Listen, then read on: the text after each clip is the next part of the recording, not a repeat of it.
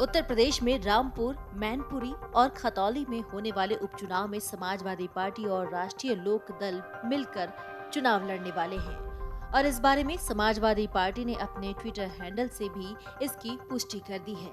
इसके साथ ही पार्टी ने ये भी साफ कर दिया है कि इन तीनों सीटों पर कौन कौन सी सीटें किसके किसके खाते में जाएगी और किस सीट पर सपा या फिर आरएलडी के प्रत्याशी चुनाव लड़ेंगे।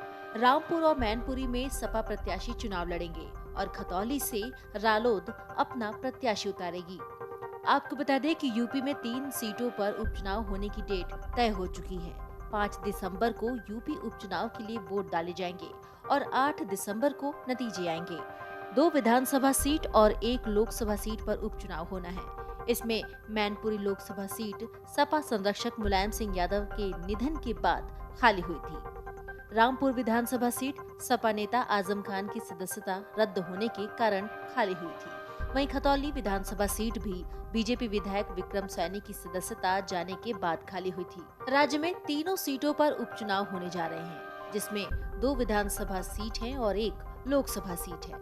इन तीनों सीटों पर 5 दिसंबर को वोट डाले जाएंगे और 8 दिसंबर को रिजल्ट आएगा।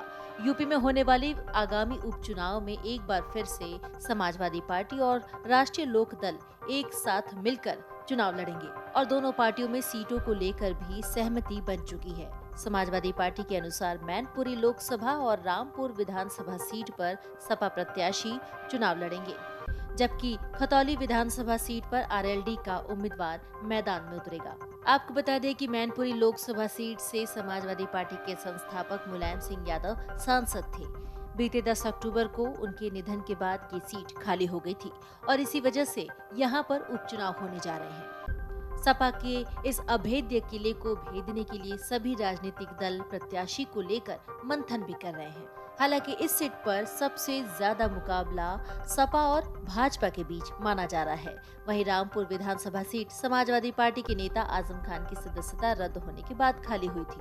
हाल ही में सपा की इस घोषणा से पहले जयंत चौधरी ने कहा था कि खतौली विधानसभा सीट पर रालोद का मजबूत प्रत्याशी उतारा जाएगा। अब ये भी चर्चा में है कि अखिलेश यादव को जयंत चौधरी पर दांव खेलना कितना फायदा पहुंचाएगा। यूपी विधानसभा चुनाव 2022 में खतौली विधानसभा सीट पर सपा रालोद गठबंधन प्रत्याशी राजपाल सिंह को मैदान में उतारा गया था। तब रालोद प्रत्याशी राजपाल सिंह बीजेपी के विक्रम सैनी से हार गए थे। जयंत चौधरी के इस दमदार उम्मीदवार को करीब 16,000 वोटों के अंतर से हार का सामना करना पड़ा था। इससे पहले विक्रम सैनी ने सपा के चंदन सिंह को 31,000 वोट से हराया था। एक बार फिर इसी सीट पर रालोद राजपाल सिंह को मौका दे रही है। दूसरी तरफ विक्रम सैनी की विधानसभा सदस्यता रद्द होने के चलते उनकी पत्नी राजकुमारी देवी को बीजेपी से टिकट मिलने की संभावना है। आंकड़ों के मुताबिक पिछले यूपी विधानसभा चुनाव में समाजवादी पार्टी को रालोद से गठबंधन का फायदा नहीं मिला।